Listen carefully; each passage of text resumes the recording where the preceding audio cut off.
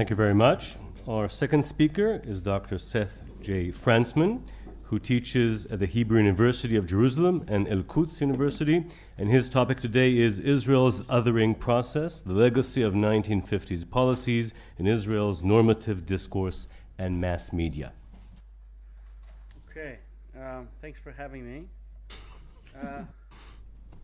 It doesn't seem to be... Anyway, if I just... it should start up? What?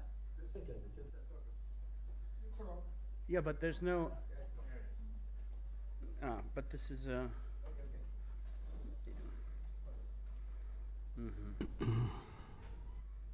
Okay, here we are.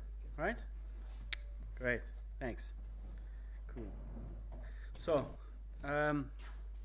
basically it's good that he went first, because I think this introduces some of the topic that I will be discussing, this idea of a kind of invented, you can't hear me? Invented imagined community. Okay. So he's already sort of done some of the work I want to talk about. My interest in my work is I teach American studies, and I also am the op-ed editor of the Jerusalem Post. And I got interested in this, even though this is not exactly my field, because I kept seeing in the media these portrayals, these narratives, and I started to think, why is it so prevalent today that we see so many strange constructs that are basically racist? And I wanted to start looking at the origins of it, and also to use some of the work I had done in geography, because my PhD is in geography, to look at the issue of ethnic planning in Israel. So obviously, I'm not pioneering much here. I mean, many people have done a lot of research on discrimination against Mizrahim, a lot of historical research. I wanted to look at the hegemonic narratives. I wanted to look at media. And so what we will look at today is a lot of different quotes from different people who I think were influential in Israeli society and also are symbolic of a larger trend. And this is not just about Mizrahim or Oriental Jews or Arab Jews. I'm interested also in the other in Israeli society. And just to give two quick examples from recent publications, in a recent article by Ari Shavit, he said that the battle for Jerusalem is lost. Haredi students currently account for 39% of the capital school children, Arabs for 37%, the Zionists, which he defined as Zionists, only 24%. And then you see this other quote here: the new Israel will be more Arab, more Haredi. The changing population threatens economic disaster. And I think that what we will see today is that this idea that there is little Israel, the kind of villa in the jungle, right, and that all these forces are threatening us, is something that goes back to the beginning. And it's amazing how quick everyone in this country, the elite media, is quick to throw away the capital city, throw away the economy, because there are all these threats, the kind of barbarians at the gate. And another thing we see is this very strange way in which ethnicity appears in our newspapers. Let's look at two pieces from Haaretz recently. One of them talks about Ophir was a young, darkish security man, perhaps a descendant of converts, etc., etc. His black color looked very shabby, tattered and stained with evil. And look at another one by Gideon Levy. 1 million immigrants from Russia, a third of them non-Jewish, some of whom were also found to have a degree of alcohol and crime in their blood. Now listen, I don't believe that you can have crime in your blood. Now many people will say, no, Seth, you're exaggerating. This is not representative. Gideon Levy is an extremist. Yes, he is an extremist, but it's representative because it is still online at haaretz.com. If this were in America and someone had written, it doesn't matter, it's a major newspaper in this country. If someone had written that Jews have crime in their blood, in the New York Times, it will be taken down the next day, the editor will be fired, and so will the columnist. And in Israel, we hide this behind freedom of speech, and it's not freedom of speech. You don't have a right to be a racist in a major newspaper. You have a right to be a racist in your home or online on Facebook. So how did we get this way? Let's look at some of the way that we still talk about discrimination in Israel. So I maybe won't read all of this because I can send you the PowerPoint afterward. But you can see here a few different kind of constructs about this issue of discrimination. Carlos Strenger says, the Mizrahim who expected help from the state rather than working hard. That was in 2013. Ari Shavit says, Israel did a favor to those Jews it extracted from the Orient. Oriental Israelis are not aware what Israel saved them from, a life of misery and backwardness. And then Amnon Dankner, who was the Ma'ariv editor in 1983, said, I'm sick of lowering the profile of my cultural heritage to tiptoe around them and shower emotional praise on them. So you can see that there is a continuing representation, I think, in the media. And I think that these voices are not only, these voices are more representative of a larger trend. And an acceptance, I think, of this kind of normative or hegemonic meta-narrative.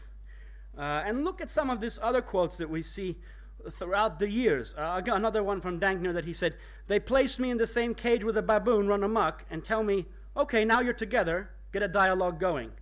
Shalomit Aloni said that Shas is a barbarous tribal force is driven on like a flock, a savage tribe. Moroccan Jews are people whose primitivism is unsurpassed. And then Gior Yosital at the 21st Zionist Congress said that we have to change the life values, sorry for the misspelling, of those born in the primitive lands.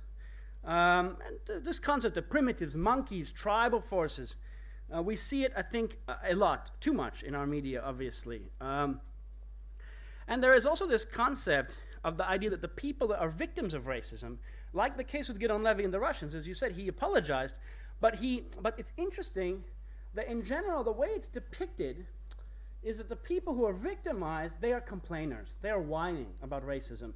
So we see here in a recent book by Anita Shapira, she said, Ethiopian Jews developed rancorous feelings that they were being discriminated against. Notice, she doesn't say they were discriminated against. She said it's their fault. They basically complain. They feel bad, but it's not clear if there is really discrimination.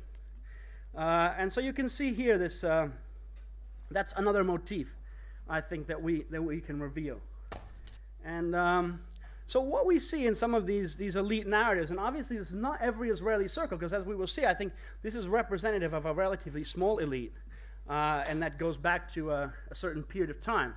But for some people, Zionism was a European movement, and it was a sort of white man's burden coming to the Middle East. And the idea is, why should we apologize then? We saved all these savages from this primitive culture here. And you can see, for instance, Anita Shapira says of the Ethiopians that they had to transition to an industrialized, achievement-oriented society, as if an Ethiopian living in Ethiopia, they didn't understand achievement. They couldn't know the concept is beyond them.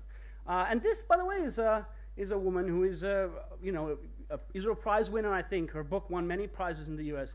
And this was not considered a problematic concept. So I think for some people, there is kind of a view of Zionism that is something like this. Now, and we see it still in our papers. Shula Zakin, when she was contrasted with Ehud Olmert, they talked about her clannish Kurdish relatives, as if Ehud Olmert doesn't have a clannish family. Maybe he does. But because she is Mizrahi, she's clannish. She's more tribal. So we talked about this idea of these threats over the years, and I said that it's not just Mizrahim. I think over the years what we see is an idea that there are many threats to this kind of vila. It's Arabs. There's revisionist Zionism, Mizrahim, Sephardim, Russians, Haredim, Arabs. Many different groups fall into this category. Let's look then at some of the origins that I thought were interesting. So Theodor Herzl said, we are a people, one people.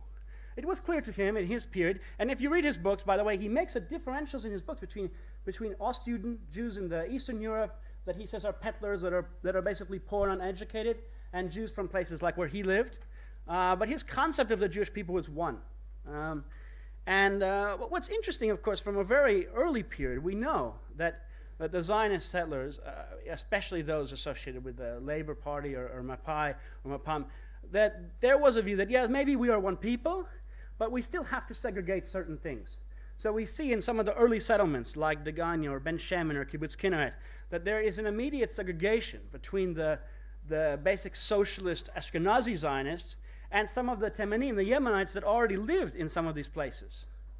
And even in the housing structures, of course, we see that the Jews that first lived in Metula, they refused to move into the houses initially because they said that the houses looked too much like an Arab-style house. We want to be Europeans. There was an idea that we have to differentiate. This is a traditional sheikh's tomb, but what you see with the traditional Muslim style. So I think there was this concept then of ethnic landscaping, and I think that then plays into the way in which the elite media develops, because I think there is a connection between this geography and this kind of segregation and the method of settlement. Another thing we see in this concept, which is interesting, is the invention of what it means to be leftist in Israel. Obviously, Baruch Kimmerling and others have talked about the invention of Israeliness, but what I think is interesting is the concept of what is left. And what we see in Israel is this idea that the kibbutz is a form of social justice. Or Yiftachel talks about, I grew up in a northern Israeli kibbutz where socialism was not a curse, social justice was not a mere theory. Aviva Halamish says, Israel was one of the most egalitarian societies in the world in the 1950s. And for any of us who've researched the 1950s, I'm sorry to say, I do not think it was one of the most egalitarian societies in the world, but Aviva Halamish is a very well-known and respected historian.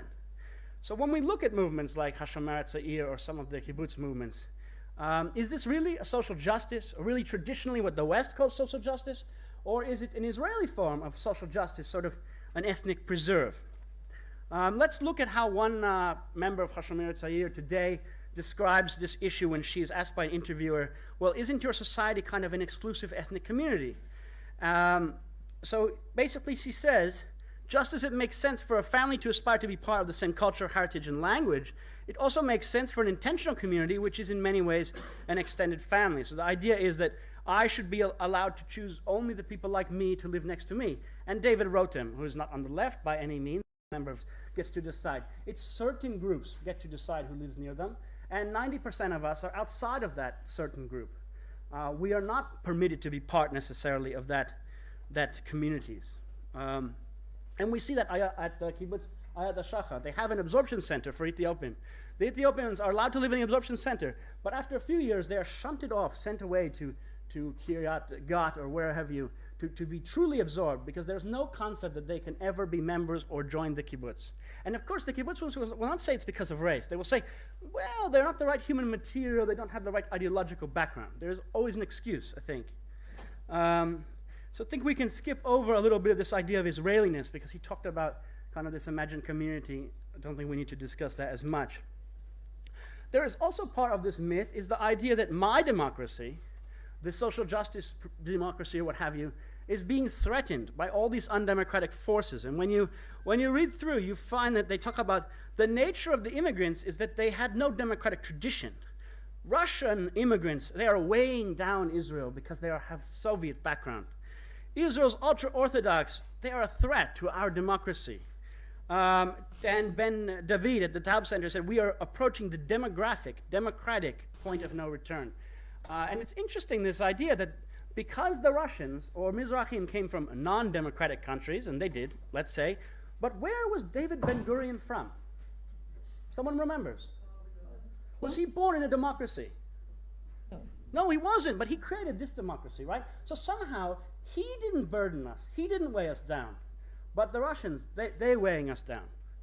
So it's interesting. The concept would be that basically only American or British Jews would be good human material immigrants. But basically none of the early Zionists would qualify. Where was Golda Meir from? She was not from a democracy.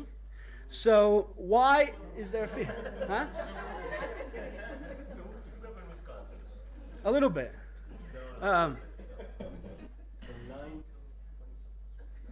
Okay. 5 minutes. Israel's education. I think another thing we see is this question of education. One of the excuses, and Steve Plout has written a new paper in the Middle East Studies, or he says, or Middle East Forum, saying basically that there's no truth to the idea that Mizrahim are discriminated against, because when you control for their lack of education, they basically got what they deserved. They're not as well educated, so they're not being discriminated against. And there is basically a tradition of stereotype that says the Mizrahim were not well educated. But I'd like to see the study that shows how well educated many of the early Ashkenazi Zionists were. Because I've seen many quotes, and it'd be interesting to know, where people said, if a man went to elementary school in Poland, he was considered educated. Many of these immigrants were not educated from Europe. But what we do is we look today and we look around the room and we say, well, most of the educated people are Ashkenazi, and most of the Mizrahim are not as well educated. So let's project that backwards to 1909 and pretend that that was definitely the way that it was back then. But I think there is a lot of evidence that that's not the case. And I think that we see in some of these stereotypes a traditional anti-Semitic stereotype, like we see here in Australia, the idea that the Jews were kind of illiterate savages here. These are Ashkenazi Jews, by the way, getting off the boat.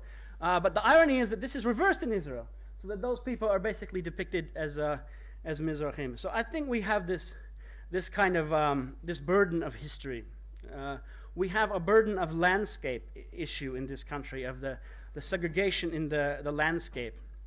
And when I looked at some of the quotes about the origins of apartheid in 1950 South Africa, I found a very interesting commonalities between the planning authorities in South Africa and the fact that they were also educated in Germany. And some of the early planning authorities here, like Ariel Sharon, and Arthur Rupin. And they had similar ideas about central place theory, the similar ideas you see here from Herman Guillaume's quote about the idea of perfect planning. And planning based on ethnicities. And by the way, you see this also in America with the projects. You see it in France with the banlieue, that is where they put most of the Moroccan immigrants. And here with the development towns. And here we have a nice aerial photo of Soweto. By the way, when Soweto was first built, it was not supposed to be dilapidated, like full of poverty. It was supposed to be a good vision to supposedly raise the blacks up. And I think there was also in many ways a systematic idea here and certain similarities. I'm not saying that Israel is an apartheid country, but I'm saying that when we look at the planning origins, there are many problems. I think we also find, as he mentioned, an idea that there is a race theory about the idea that different groups of Jews are basically totally different, and that there is a box you can put all of them in. I can't read through all of this, but Hannah Arendt makes this claim about the German Jews. Arthur Rupin talked about purifying the Jewish race. Max Nordau basically said the same thing. And it's interesting. So we come then to today, to 2011, where Israel Prize winner Rubinstein is claiming that, all these Russian immigrants, they are a threat to our genetics. They don't have anything in common with our genes.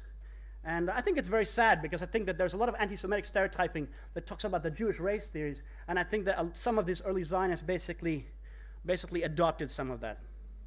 So let's come to a conclusion. All of you can download my paper online. It has many more quotes. It's much, I think, more in-depth discussion of some of this. But we see this othering of Mizrahim. We see this idea that there are binaries in Judaism, that you are Mizrahi, I'm Ashkenazi, and there is some huge gulf between us, which is basically, I think, in many cases nonsense, because when you look at the Jewish world, it's a huge mosaic. There's no clear black and white here or there. And I think that's basically where I want to stop. I think that today we can see here Ansel Pfeffer replying on Twitter about one of these racist comments at Haaretz. He talks about how, well, you have a right to do this. But I think that we excuse a lot of what happens in this narrative by pretending it's freedom of speech, and I don't think it is. I think it points to a very real problem in society, a very real problem where people like Maren Ben-Venisti, who was the former deputy mayor of Jerusalem, says, I do not accept all this Mizrahi whining, because what would the Mizrahim have done if we had not been there to take them in, as if we saved them? This concept that Mayor Ariel once said Russians should not have the right to vote. One person wrote an op-ed saying that there should be a separate Arab parliament. Kids dressed up like the KKK for Purim. And how was it presented in the media? It's an epic fail. It's a kind of fadicha. No, it's more than a fadicha. This is not a good thing. It's not just a joke. And I think that's basically it. Thank you.